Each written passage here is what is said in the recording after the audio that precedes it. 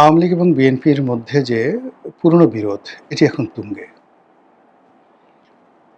অবস্থা দৃষ্টে মনে হচ্ছিল যে বিএনপি এবং আওয়ামী লীগের মধ্যে একটা গোপন সমঝোতা হতে যাচ্ছে বা হবে। আর সেই সমঝোতাতে বিএনপি নির্বিবাদে ৫টি বছর সুন্দরভাবে দেশ পরিচালনা করবে এবং সমাজে একটা ব্যালেন্স থাকবে, রাষ্ট্রে একটা ব্যালেন্স থাকবে। পলিটিক্যাল যে ময়দান, সেখানে প্রতিযোগিতা থাকবে, কিন্তু একটা তলে, তলে সমঝোতা থাকবে। পার্লামেন্টে যে ইসলামী দলগুলো রয়েছে, এনসিপি আছে, তারা তাদের কার্যক্রম চালাবে, কিন্তু কোনো অবস্থাতেই তারা যেন সরকারকে জিম্মি করতে না পারে। সেখানে পলিটিক্যাল যে ভারসাম্য, সেই ভারসাম্য রক্ষা করার জন্য আওয়ামী লীগ দায়িত্ব পালন করবে। আর তার প্রেক্ষিতে ধীরে ধীরে ধীরে ধীরে আওয়ামী লীগকে নর্মালাইজ করার জন্য সরকার সর্বরকম ছাড় দিবে আস্তে আস্তে, যেন লোকজন মন্দও না বলতে পারে, আওয়ামী লীগকে পুনর্বাসন করা হয়েছে এ ধরনের বদনাম দিতে না পারে। এইরকম একটা চাণক্য নীতি বর্তমান সরকার গ্রহণ করেছে বা করবে, এরকম একটা আশা ছিল। ২ নম্বরে যে জিনিসটা ছিল সেটা হলো বাংলাদেশে যেটিকে বলা হয় দক্ষিণপন্থী রাজনীতি, যেটিকে বলা হয় ইসলামী রাজনীতি, যেটিকে বলা হয় উগ্রপন্থা রাজনীতি, যে যাই বলুক না কেন, এটি সেই পাকিস্তান জমানা থেকেই বাংলাদেশে এটি বেড়ে চলছে। এটা কোনো জমানাতে কমেনি, বরং পাকিস্তানে কমিউনাল রাজনীতি কমেছে, সেখানে অনেকটা লিবারেল রাজনীতি শুরু হয়েছে। কিন্তু বাংলাদেশ এবং ভারতে এই মুহূর্তে পৃথিবীর সবচেয়ে কমিউনাল রাজনীতি বলতে যেটি বোঝায়, সাম্প্রদায়িক যে রাজনীতি বলতে যেটি বোঝায়, সেটি এখন সর্বোচ্চ পর্যায়ে ভারতে এবং দ্বিতীয় পর্যায়ে বাংলাদেশে। ভারতে উগ্রবাদী হিন্দুত্ববাদ এখন রীতিমতো গ্লোবাল হেরিটেজে পরিণত হয়েছে। এরকম একটা হিন্দু রাষ্ট্র, রাম রাজত্ব রামের জমানাতেও ছিল না। এরকম একটি হিন্দু রাষ্ট্র শিবাজির যে জমানা গুজরাটে, সেই দাক্ষিণাত্য বা গুজরাটে যখন শিবাজি, শম্ভুজি, শাহাজি এই ৩টে জেনারেশন এলাকা শাসন করেছেন, তখনও এইরকম উগ্র হিন্দুত্ববাদ ছিল না। গত ১৪-১৫ বছর ধরে ভারতে এভাবে যেভাবে বিস্তার লাভ করেছে। আবার ধরুন, বাংলাদেশে কোরআন ভিত্তিক একটা রাষ্ট্র হবে, একটা খিলাফত হবে, শরিয়া আইন চালু হবে, মেয়েরা ঘরে থাকবে, জান্নাতে যাইতে হবে, দাড়ি রাখতে হবে, টুপি পরতে হবে, এবং এটার মধ্যে মানুষের কল্যাণ। এই বিষয়গুলো এই বাংলাদেশে এখন ১৮ কোটি মানুষের মধ্যে যত লোক বিশ্বাস করে, এত লোক পৃথিবীর সৃষ্টি হওয়ার পর থেকে কোনো সাম্রাজ্যে, কোনো দেশে, কোনো রাষ্ট্রে কখনো এত সংখ্যক বিশ্বাসী ছিল না যারা কোরআন, হাদিস, ইজমা, কিয়াসের উপর আস্থা স্থাপন করেছে। যেমন ধরুন বাদশাহ হারুন আর রশিদ, তার অর্ধ দুনিয়ার মালিক ছিলেন। লোকসংখ্যা কত ছিল? বড় জোর ১০ কোটি। আর এই ১০ কোটি লোকের মধ্যে মাত্র 8% লোক ছিল মুসলিম। কাজেই ওখানে ধর্মভিত্তিক, ইসলাম ভিত্তিক একটা সমাজ চিন্তা করার মতো ৫ লাখ লোকও ছিল না। আচ্ছা, সুলতান সুলেমান অর্ধ দুনিয়ার মালিক ছিলেন, ইউরোপ এবং আমেরিকা মিলে। ইট ওয়াজ এ ইসলামিক কান্ট্রি। লোক সংখ্যা ছিল কত? ২৪ থেকে ২৫ কোটি। এই সাম্রাজ্যে মুসলিমের সংখ্যা ছিল ১৫ থেকে ২০%, আর বাকি খ্রিস্টান, অন্যান্য ধর্মাবলম্বী তারা ছিলেন। ইস্তানবুল নগরীতে মানে মুসলমানদের সংখ্যা 50% ছিল না, কনস্টান্টিনোপলও ছিল না। তো কাজেই একটা ইসলামিক রাষ্ট্র গঠিত হোক, এটা সুলতান সুলেমানের জমানাতে ১০ লাখ লোকও চিন্তা করতেন না। আফগানিস্তান এখানে ইসলামিক একটা রাষ্ট্র রয়েছে, কিন্তু অবাক হয়ে যাবে যে আফগানিস্তানের লোকজনের যে চিন্তা চেতনা, আধুনিকতা, এটা আমাদের চেয়ে অনেক অনেক বেশি। সেখানে তাদের মোট জনগোষ্ঠীর 25%ও এরকম ইসলামী এমিরেটসের কথা চিন্তা করছে না। সেম পাকিস্তান।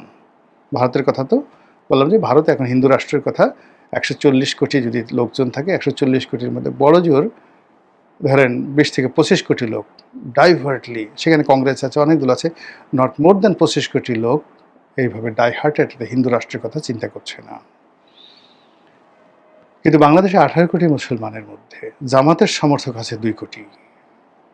এরবারে অন্যান্য সব মিলিয়ে যদি আপনি ধরেন অ্যাট লিস্ট 5 থেকে 6 কোটি লোক, 5 থেকে 6 কোটি লোক মনে প্রাণে তারা বিশ্বাস করছে যে তারা একটা এমিরাজ গঠন করবে, তালেবানি রাষ্ট্র গঠন করবে, শরিয়া ভিত্তিক শাসন করবে এবং এর মধ্যেই মানুষের কল্যাণ, কোরআন হাদিস ইজমা কিয়াস, এই 5 থেকে 6 কোটি লোক, এটাকে আপনি কিভাবে মোকাবেলা করবেন?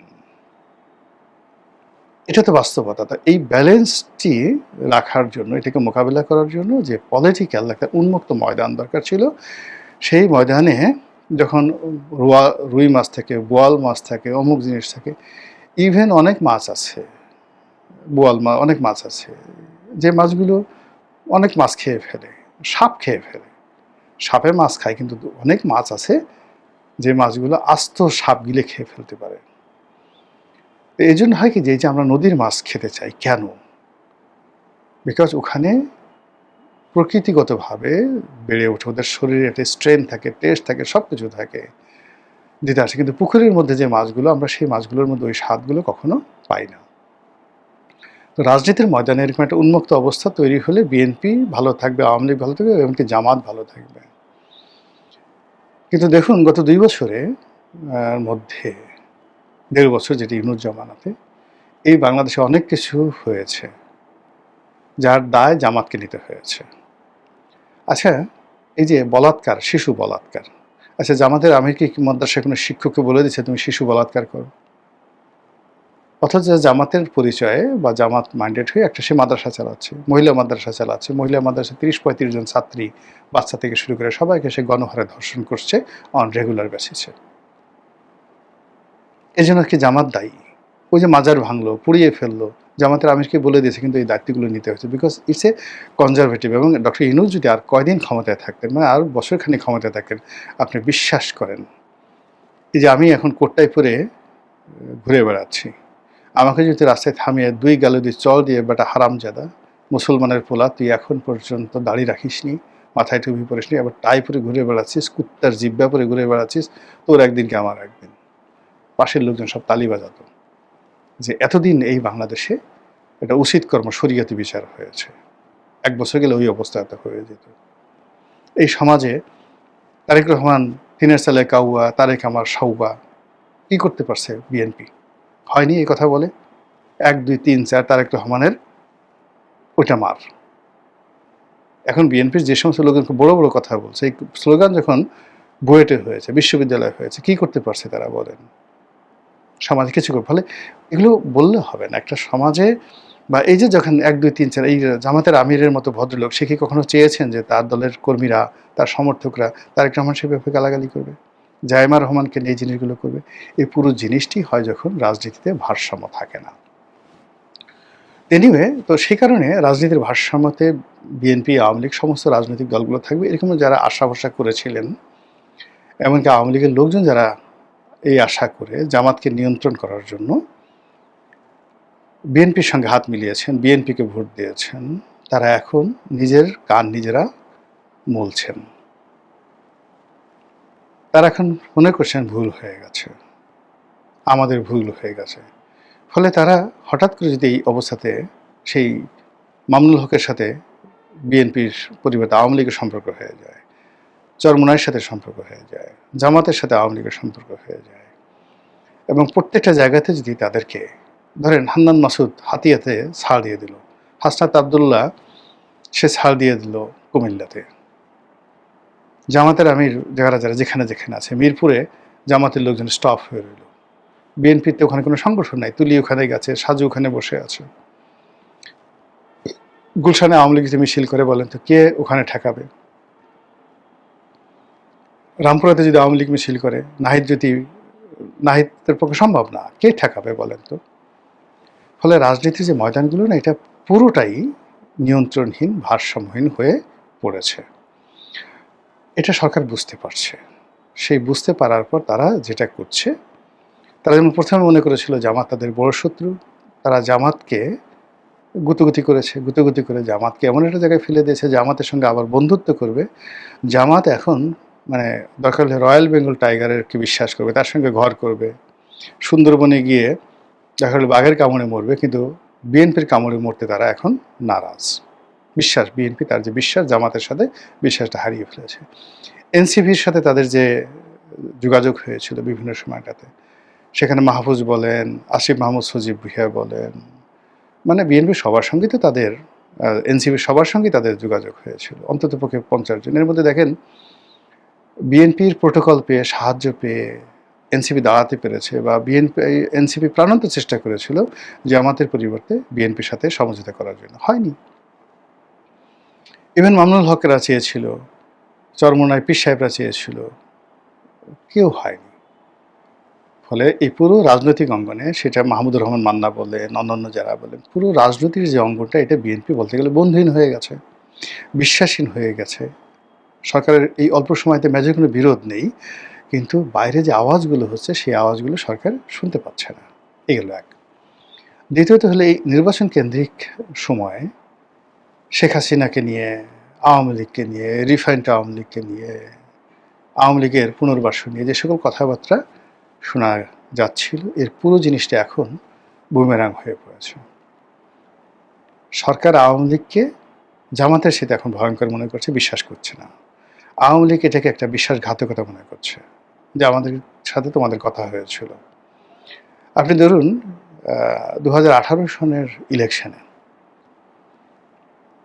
একটা সমঝোতা হয়েছিল, বিএনপিকে 80 থেকে 90টি সিট দেওয়া হবে, কিন্তু পরিবেশ পরিস্থিতির কারণে শেখ হাসিনা করেননি বা পারেননি, হোয়াট এভার মেবি, পুরো জিনিসটি এলোমেলো হয়ে গেছে। বেগম জিয়াকে মুক্তি দেওয়ার কথা ছিল।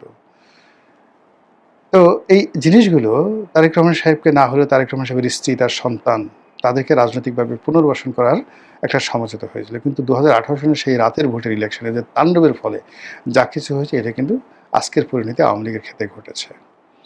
আবার এই যে তারেক রহমান সাহেবের আশা, নির্বাচনে জয়লাভ করা, ক্ষমতা গ্রহণ করা, এর পেছনে আমেরিকা, দিল্লি এবং আওয়ামী লীগের যে বিশ্বাস ছিল, নেগোসিয়েশন ছিল, কমিটমেন্ট ছিল, কথাবার্তা ছিল, পুরো জিনিসটি একেবারে পচে গলে দুর্গন্ধ হয়ে পড়েছে। এর ফলে কি হলো, যখন এরকম একটা পরিস্থিতি হয়, তখন সবাই হার্ড লাইনে যায়। এর প্রেক্ষিতে ভারত হার্ড লাইনে চলে গেছে। You are not trustworthy man. ফলে সীমান্তে আপনি গণ্ডগোল দেখতে পাচ্ছেন। তারেক রহমান সাহেবকে এখন আর ভারতকে আহ্বান জানাতে হচ্ছে না। এর প্রেক্ষিতে আমেরিকা হার্ড লাইনে চলে গেছে। তাদের কোনো প্রতিনিধি, কোনো গুরুত্বপূর্ণ ব্যক্তি বাংলাদেশে আসছে না। বাংলাদেশের কোনো গুরুত্বপূর্ণ ব্যক্তিকে, ব্যবসা প্রতিষ্ঠানকে, নেগোসিয়েশনকে আমেরিকার সঙ্গে হচ্ছে না। শুধুমাত্র চুক্তিটা হয়ে গেছে, সেই চুক্তির প্রেক্ষিতে তাদের যা যা দরকার সেটা করে কুল্লো খালাস, যাও, এখন দেখি তুমি কদিন থাকতে পারো। এই গেল আমেরিকা। আওয়ামী লীগ প্রথম কয়েকদিন শেখ হাসিনা, তারেক রহমান সম্পর্কে কোনো বাজে কথা বলেননি, এখন বলা শুরু করেছেন। বেগম জিয়া সম্পর্কে, বিএনপি সম্পর্কে, শহীদ জিয়ার সম্পর্কে কোনো কথা বলেননি। এখন আবার সেই সংসদে ওনাদের যখন ক্ষমতা ছিল, যে ভাষায় কথা বলতেন তার চেয়ে আরও নোংরা ভাষায় কথা বলা শুরু করেছে। ছাত্রলীগ এখন যেভাবে মিছিল করছে, যুবলীগ যেভাবে মিছিল করছে, এই মিছিল করার কথা ছিল না। তারা তাদের অফিসে বসতো, তারা তাদের মতো কাজ করতো, কিন্তু এখন তারা মিছিল করছে এবং তারা মনে করছে যে তারা এখন সোজা আঙুলে ঘি উঠবে না, আঙুল বাঁকা করে ঘি উঠাতে হবে। এবং এই আঙ্গুল যে বাঁকা করবে, এতে মন্ত্রী এমপিদের যতটা না ক্ষতি হবে, আমাদের সাধারণ আমজনতার তার চেয়ে বেশি ক্ষতি হবে। এজন্য আমেরিকা, দিল্লি আর আওয়ামী লীগ যুগপৎভাবে সরকারের বিরুদ্ধে তারা যে সকল জিনিস করার চেষ্টা করছে, মহড়া দিচ্ছে, যা কিছু করছে, এজন্য এই মুহূর্তে সরকারের হাতে বিকল্প আর কোনো ওয়ে নাই সতর্ক হওয়া ছাড়া, আর মানে হার্ড, যেটা আইরনি, নিষ্ঠুর হওয়া ছাড়া। এবং সেই কাজটি সরকার তারা করছে, তারা আওয়ামী লীগকে এখন আর কোনো ছাড় দেবে না, রাষ্ট্রশক্তিকে সর্বোচ্চ ব্যবহার করবে। এবং তার প্রেক্ষিতে আওয়ামী লীগের যে জন্মদিন, প্রতিষ্ঠা বার্ষিকী 23শে জুন, এটাকে কেন্দ্র করে সারা বাংলাদেশে ধরপাকড় চলছে। এলাকাতে ব্লক রেড দিয়ে কোথায় কোথায় আওয়ামী লীগের লোকজন আছে তাদেরকে খোঁজা হচ্ছে। এটা পুরনো একটা কৌশল। এই কাজটা সরকার করছে, তারা আওয়ামী লীগকে আর কোনো ছাড় দেবে না, ভালো কথা। এরবারে শেখ হাসিনার ব্যাপারেও দেখা গেল যে তাকে ফেরত আনা, তাকে বিচার করা, তাকে নেতৃত্ব রাখা বা বিকল্প যে জিনিসগুলো শেখ হাসিনা কেন্দ্রিক চিন্তাভাবনা সরকার কাছ থেকে আশা করা হয়েছিল সেটাও বুমেরাং, অর্থাৎ তারেক রহমান সাহেব ইন পার্সন শেখ হাসিনাকে এক চুল ছাড় দিতে রাজি হবেন বলে আমার কাছে মনে হচ্ছে না। ফলে সরকার এবং বিএনপির মতো একটা দল তারা যুগপৎভাবে রাষ্ট্রশক্তি ব্যবহার করে আওয়ামী লীগের বিরুদ্ধে চলে গেছে। আর আওয়ামী লীগ এই সময়টাতে ভারতের মতো একটা রাষ্ট্রের সহযোগিতা নিয়ে নিজেদের অভিজ্ঞতা এবং তার সঙ্গে সঙ্গে আমেরিকার সহযোগিতা নিয়ে তারা যেভাবে সরকারকে টাইট দেওয়ার, সরকারকে ব্যতিব্যস্ত রাখার, সরকারকে ক্ষমতাচ্যুত করার যে চক্রান্তগুলো করছে, তৎপরতা চালাচ্ছে, তার ফলে রাজনীতি এই জুলাই আগস্ট এই 2 মাসে সীমাহীন উত্তপ্ত হয়ে পড়বে।